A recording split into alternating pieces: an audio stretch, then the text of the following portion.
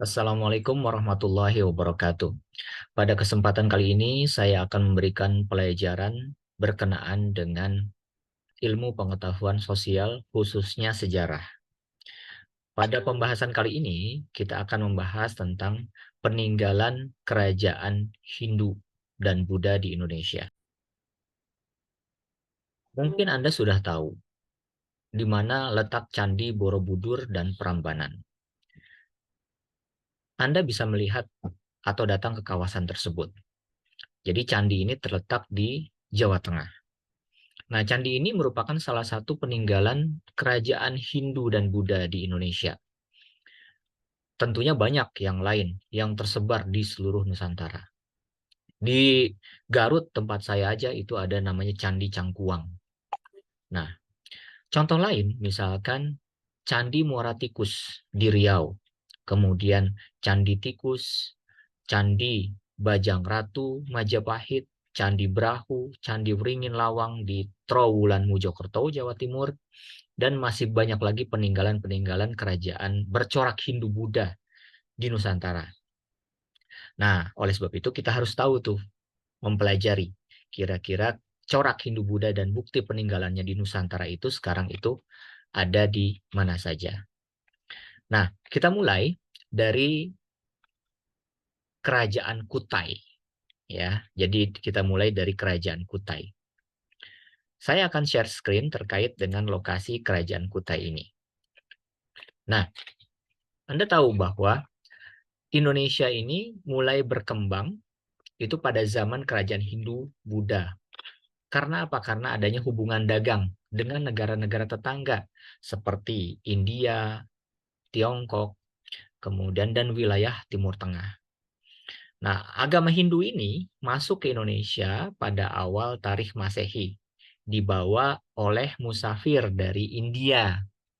Ya, jadi memang asalnya musafir dari India, yaitu Maharesi Agastya yang di Jawa terkenal dengan nama Batara Guru atau Dwipayana, dan juga para musafir dari Cina, dari Tiongkok, yakni musafir Buddha Pahyen.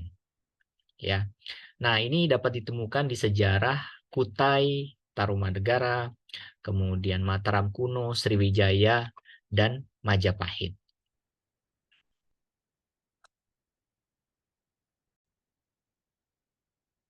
Anda tahu letak atau pulau apa ini? Ini adalah Pulau Kalimantan, ya. Dan di atas ini ada Malaysia, kemudian yang kecil ini adalah Brunei Darussalam. Nah, Kutai Kartanegara itu terletak di Kalimantan.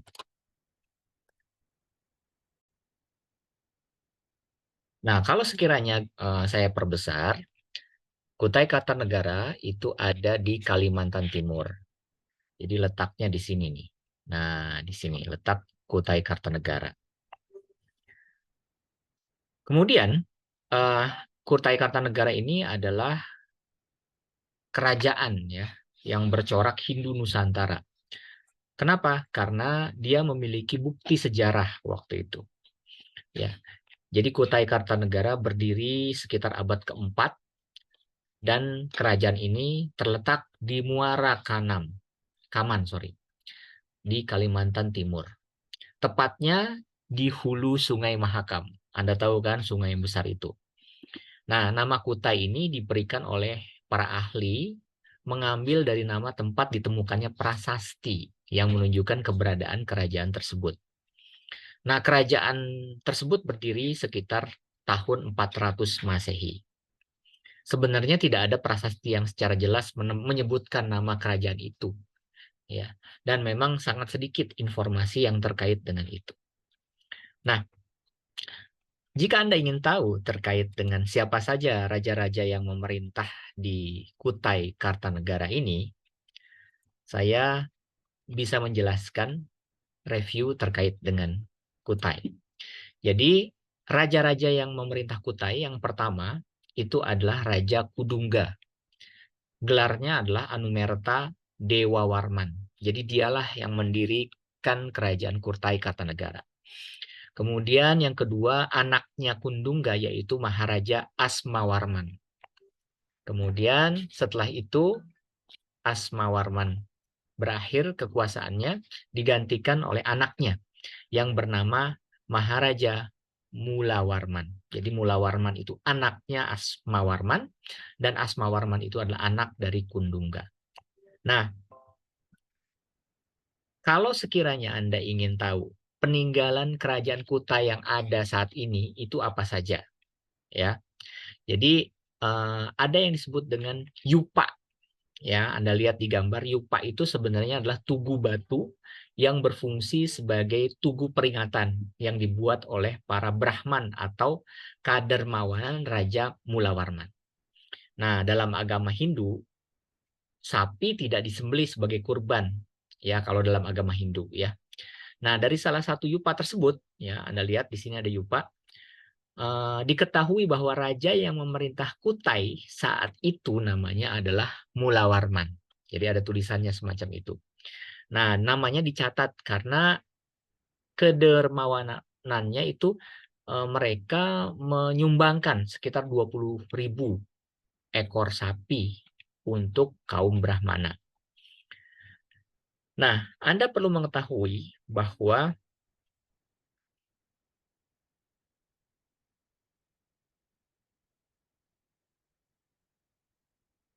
pada zaman kuno yang ditulis oleh Marwati Junet Pusponegoro, peninggalan sejarah yang membuktikan kerajaan Kutai sebagai kerajaan Hindu pertama adalah ditemukannya prasasti, ya, yang berbentuk yupa tadi. Bahasa yang digunakan itu bahasa Sanskerta dengan menggunakan huruf Pallawa. Nah, itu ditemukan di sekitar daerah Kalimantan tadi, yaitu di sekitar kawasan Muara Kaman. Ya. Kemudian ada bukti yang kedua, yaitu kalung Cina yang terbuat dari emas. Dan yang ketiga ada arca bulus dan 12 arca batu. Ini terkait dengan kerajaan dari Kutai Kartanegara. Dan sampai sekarang memang masih ada bekas peninggalannya tersebut. Jadi yang pertama kerajaan Hindu-Buddha di Indonesia itu adalah kerajaan Kutai Kartanegara. Baik, kita lanjutkan. Lalu kerajaan kedua apa? Yang kedua itu adalah kerajaan Tarumanegara. Nah, kerajaan Tarumanegara ini adalah kerajaan tertua kedua di Indonesia setelah Kutai tadi. Dan kerajaan tertua di Jawa Barat yang meninggalkan catatan sejarah. Makanya di Jakarta ada Universitas Tarumanegara atau UNTAR, ya. Nah, jadi Tarumanegara ini berdiri pada abad keempat sampai abad ke-7 Masehi. Nah, dari catatan sejarah artefak yang ditinggalkan. Nah, jadi kalau misalkan ditanya Tarumanegara ini kerajaan apa? Jadi Tarumanegara ini adalah kerajaan yang bercorak Hindu. Nah, siapa yang mendirikan Tarumanegara? Raja Dirajaguru Jaya Singawarman. Dialah yang mendirikannya pada tahun 358 Masehi. Dari mana ini infonya? Didapat dari naskah Wangsakerta. Nah, jadi kerajaan Tarumanegara merupakan kelanjutan sebenarnya dari kerajaan sebelumnya yang disebut dengan kerajaan Salakanegara. Itu sekitar tahun 130 sampai 362 Masehi. Sementara Tarumanegara kan 358 Masehi. Nah, ibu kota kerajaan itu berpindah dari Rajatapura ke Tarumanegara. Jadi Salakanegara menjadi kerajaan daerah. Nah, berdasarkan catatan sejarah, prasasti yang ada tidak ada penjelasan sebenarnya atau catatan yang pasti mengenai siapakah yang pertama kalinya mendirikan kerajaan Tarumanegara. Jadi nggak ada yang pasti nih. Raja yang pernah berkuasa dan sangat terkenal dalam sejarah adalah Purnawarman namanya. Nah, jadi pada tahun 417 ia memerintahkan penggalingan sungai Gomati dan Candrabaga. Kali Bekasi nih sekarang ini sepanjang 6.112 tombak atau sekitar 11 km. Nah, selesai penggalian, Sang Prabu mengadakan selamatan dengan menyedekahkan 1.000 ekor sapi kepada kaum Brahmana ya. Nah, kalau sekiranya Anda ingin tahu posisi Tarumanegara itu ada di mana? Jadi dia sebenarnya ada di Jawa Barat. Nah, posisinya seperti ini. Jadi ada di Jawa Barat bagian utara ke bagian baratnya. Nah, jadi posisinya seperti ini. Kalau sekarang mungkin Banten ya, jadi provinsi Banten ya. Nah, Anda lihat. Kemudian siapa saja yang pernah berkuasa di Tarumanegara? Ya, yang pertama namanya Jaya Singawarman tahun 358 sampai 382 Masehi. Yang kedua Dharma Yawarman tahun 382 395 Masehi. Kemudian yang terkenal itu namanya adalah Purnawarman 395 434 Masehi, dan yang keempat Wisnuwarman tahun 434 sampai 455 Masehi. Ya.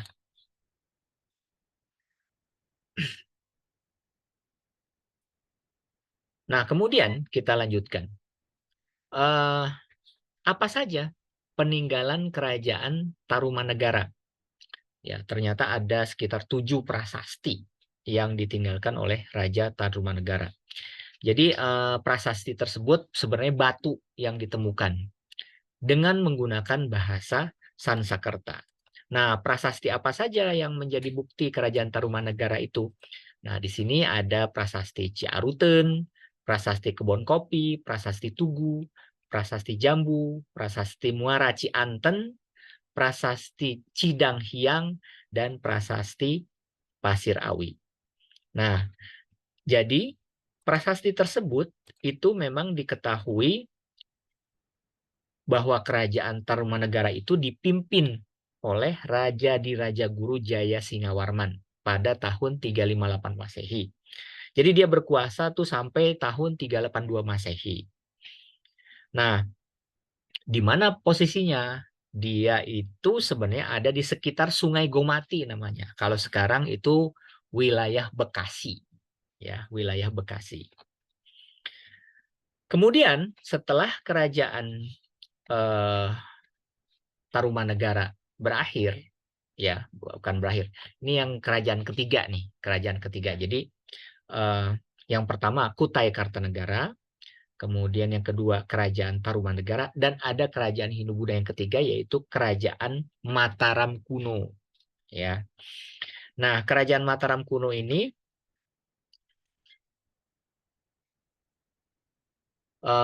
juga disebut sebagai kerajaan Bumi Mataram.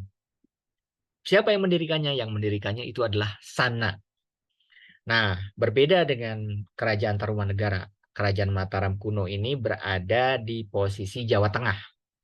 Ya, mungkin Anda tahu Sungai Bengawan Solo ya, yang terkenal itu. Nah, disitulah posisi kerajaan dari Mataram kuno. Jadi ada Sungai Bogowonto, Progoelo, dan Bengawan Solo. Kemudian kerajaan Mataram kuno ini dipindahkan oleh Empu Sendok ke Jawa Timur. Ya. Nah, jadi sesungguhnya pusat kerajaan Medang pernah mengalami beberapa kali perpindahan ibu kota. Bahkan sampai ke daerah Jawa Timur sekarang.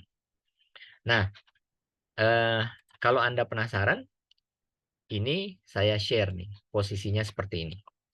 Nah, jadi ini Jawa Tengah, kemudian ini Jawa Timur. Dari mana bukti adanya kerajaan di Mataram kuno ini? Ada yang sama, buktinya adalah prasasti yang tertulis di batu. Itu ada yang namanya prasasti Canggal, ada yang namanya prasasti Kalasan, kemudian ada yang namanya prasasti Karangtengah, dan prasasti Balitung. Nah, baik.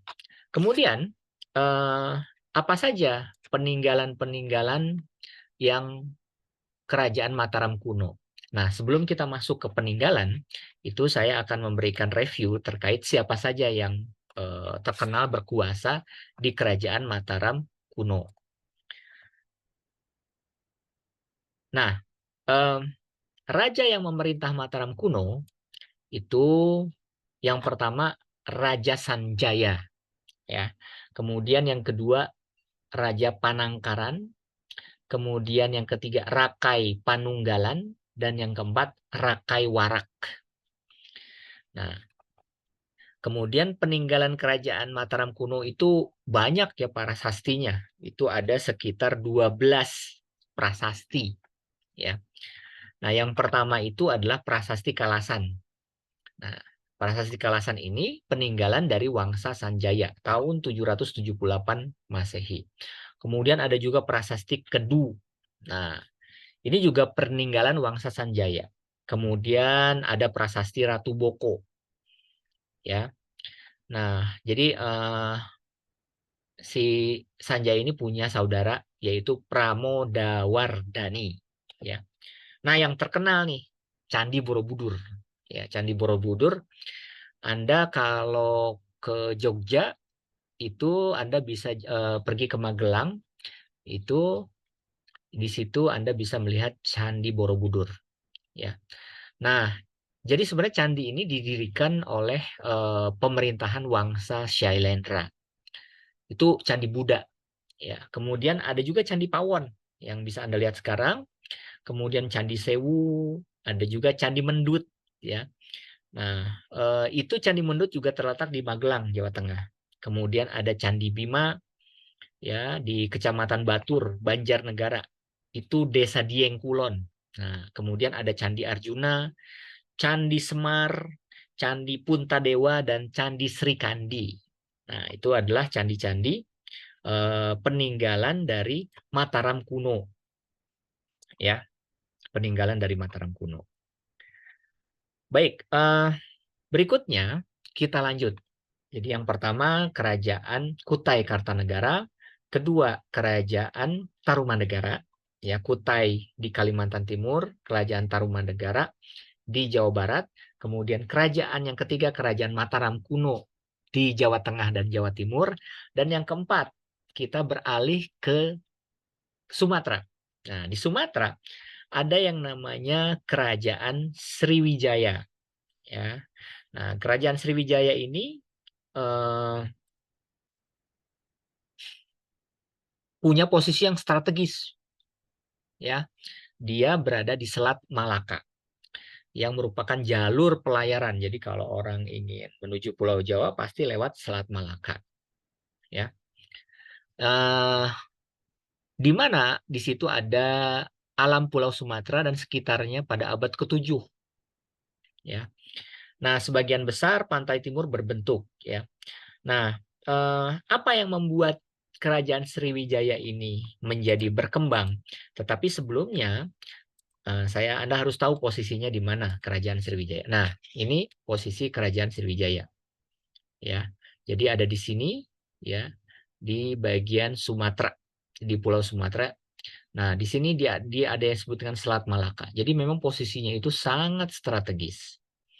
Nah, apa yang menyebabkan Kerajaan Sriwijaya ini maju? Yang pertama,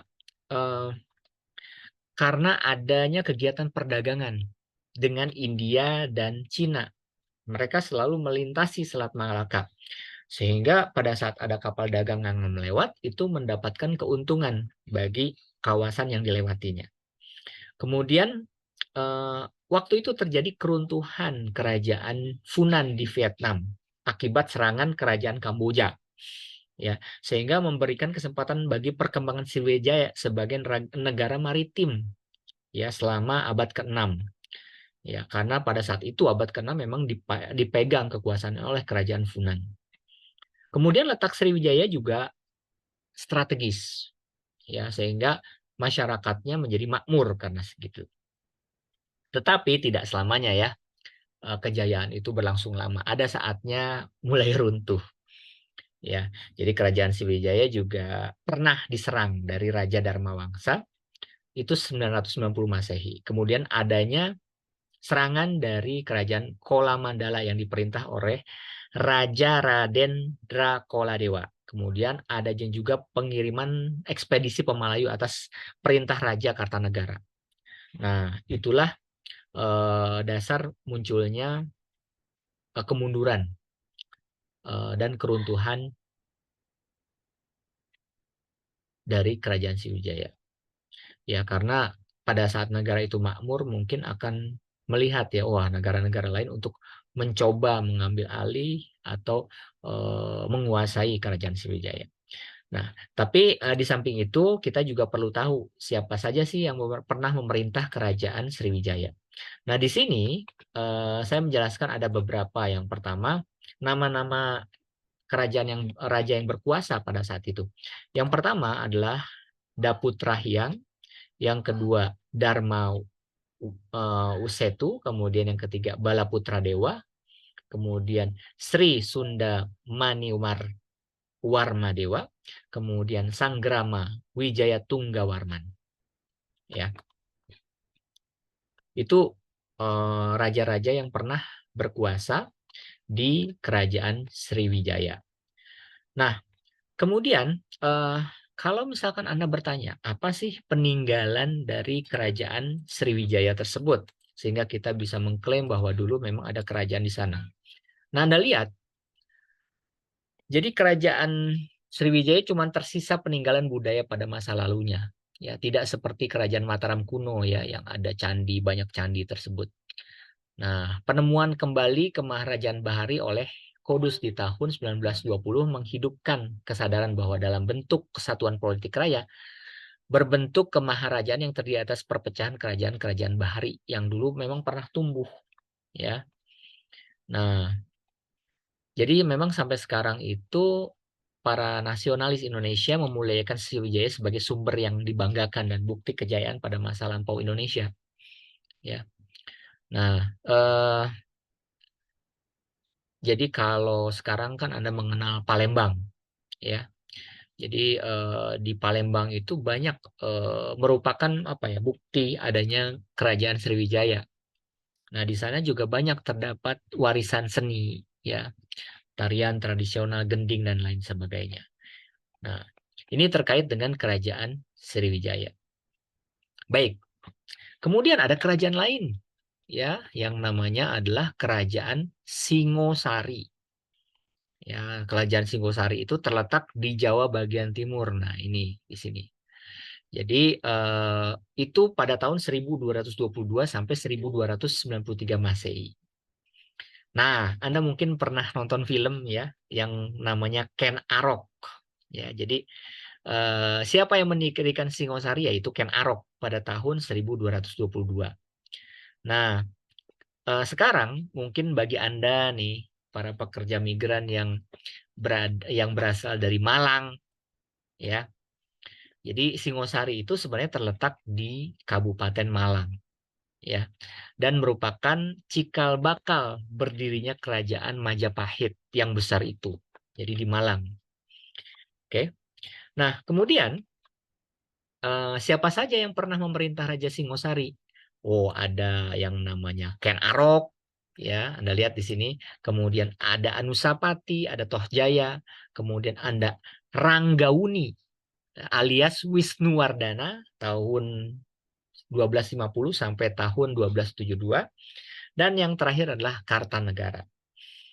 Kemudian apa sih yang ditinggalkan oleh kerajaan Singosari? Nah, Anda mungkin bisa melihat yang pertama, kalau Anda ke Malang, Jawa Timur, itu ada yang namanya Candi Jago. Nah, ini gambar Candi Jago ini. Nah, itu merupakan peninggalan kerajaan Singosari yang dibangun oleh Raja Wisnuwardana pada pertengahan abad ke-13. Kemudian Anda juga bisa melihat Candi Singosari, ya, yang disebut dengan Candi Tumapel, ya. Nah, apa ada yang di dalamnya? Yang di dalamnya itu adalah kuil Siwa yang besar dan tinggi. Kemudian ada juga Candi Kidal, Arca Dwarapala, kemudian Prasasti Kudadu, ya, Manggala Amogapasa dan Masa Singasari. Ini peninggalan. Ya, dan terakhir adalah kerajaan Majapahit. Ya, jadi kerajaan Majapahit. Jadi kalau misalkan saya sebutkan, jadi yang pertama itu di Kalimantan Timur, kerajaan apa tadi? Kerajaan Kutai Kartanegara. ya. Kemudian masuk ke Jawa Barat, yaitu Kerajaan Tarumanegara. Kemudian masuk lagi kerajaan ke Jawa Tengah dan Jawa Timur, yaitu Kerajaan Mataram kuno. Ya, jadi dua ini ada di Jawa. Kemudian yang keempat masuk ke Sumatera, yaitu Kerajaan Sriwijaya. Kemudian berikutnya Kerajaan Singosari, ya, yang ada di Malang tadi. Dan yang terakhir itu adalah Kerajaan Majapahit. Nah, jadi posisi Majapahit itu kan kelanjutannya dari Kerajaan Singosari. Nah, itu berdiri tahun 1293 hingga 1500 Masehi, Kerajaan Majapahit ini. Nah, Anda sudah mengenal Kerajaan Majapahit ya. Nah, yang terkenal itu Mahapatih Gajah Mada. Jadi, Kerajaan Majapahit itu kerajaan Hindu-Buddha yang terakhir yang menguasai Nusantara, dianggap sebagai salah satu dari negara terbesar dalam sejarah Indonesia. Jadi Kerajaan Majapahit ini diyakini terbentang dari Jawa, Sumatera, Semenanjung Malaya, Kalimantan, hingga Indonesia bagian timur. Meskipun ini masih jadi perdebatan ya, tetapi ada riset yang menyatakan tentang itu. Kemudian secara geografis memang letak Majapahit ini sangat strategis karena adanya di daerah lembah sungai yang luas. Mungkin Anda sudah tahu ada Sungai Berantas dan Bengawan Solo. Nah, serta bisa tuh dilakukan pelayaran di situ, bahkan sampai ke hulunya. Nah, kalau sekiranya Anda penasaran, siapa saja yang pernah memerintah kerajaan Majapahit? Nah, yang pernah memerintah kerajaan Majapahit, yang pertama Raden Wijaya, tahun 1293 sampai 1309. Yang kedua, Jaya Negara. Yang ketiga, Tribuana Tunggadewi. Wah, ini perempuan ini. 1328 sampai 1350. Dan yang keempat, nah yang terkenal, yaitu Raja Hayam Wuruk yang memiliki patih yang namanya Patih Gajah Mada. Nah, peninggalan kerajaan Majapahit ini banyak ya. Yang pertama adalah Candi Panataran, Candi Tikus, Candi Tegalwangi, kemudian karya sastra ya, sastra zaman seperti Anda pernah mendengar Kitab Negara Kartagama karangan Empu Prapanca, kemudian Kitab Sutasoma karangan Empu Tantular, kemudian Kitab Arjuna Wiwaha karangan Empu Tantular juga, kemudian Kitab Kunjarakama, Kitab Parhayajna. Nah, jadi saat itu memang kesusastraan itu menjadi sesuatu yang menakjubkan ya, yang bisa Anda temukan sampai sekarang. Kemudian ada juga hasil sastra ya. Biasanya mereka menulis dalam bahasa Jawa Tengah. Kalau orang Jawa ya, kalau ke daerah situ Anda mungkin mereka suka melantun ya, atau membuat kidung ya, yang misalnya kan tentang Kitab Prapanca. Isinya itu tentang Raja-Raja Singasari dan Majapahit. Kalau Kitab Sundayana isinya tentang peristiwa Perang Bubat. Ya, mungkin Anda pernah dengar banjir darah di Bubat. Nah, itu ada di Kitab Sundayana. Kemudian Kitab Sarandaka isinya tentang pemberontakan Sora. Nah, ada juga Kitab Ranggalawe, kemudian Panji Wijaya Krama, ya, merupakan riwayat Raden Wijaya, kemudian Kitab Usana Bali isinya tentang kekacauan di pulau, ya. Nah, ada juga Kitab Paman Canga, Tantu Pagelaran. Jadi sebenarnya nenek moyang kita ini kaya akan literasi, ya, kaya akan sastra. Kemudian yang wujud fisik yaitu bangunan candi, Candi Panataran, kemudian Candi Tigawangi, Candi Muara Tikus. Nah, sebenarnya ada juga pengaruhnya sampai sekarang, karena sampai sekarang kan pemeluk agama Hindu dan Buddha ada di negara kita. Ya, pengaruhnya apa? Ada Hindu dan Buddha, kemudian kalau di praktek peribadatan di Bali misalkan ada upacara ngaben, ya, di mana jenazah yang sudah meninggal itu dibakar, ya, ada upacara seperti itu sampai sekarang masih ada. Kemudian Yang jelas ada sistem pendidikan, ya. Kemudian bahasa dan sistem aksara. Nah, ini huruf seperti ini. Nah, itulah peninggalan dari kerajaan-kerajaan Hindu-Buddha yang ada di Indonesia. Semoga materi hari ini bermanfaat bagi Anda. Tetap semangat belajar IPS, khususnya sejarah. Terima kasih. Sampai ketemu lagi di kesempatan lain. Assalamualaikum warahmatullahi wabarakatuh.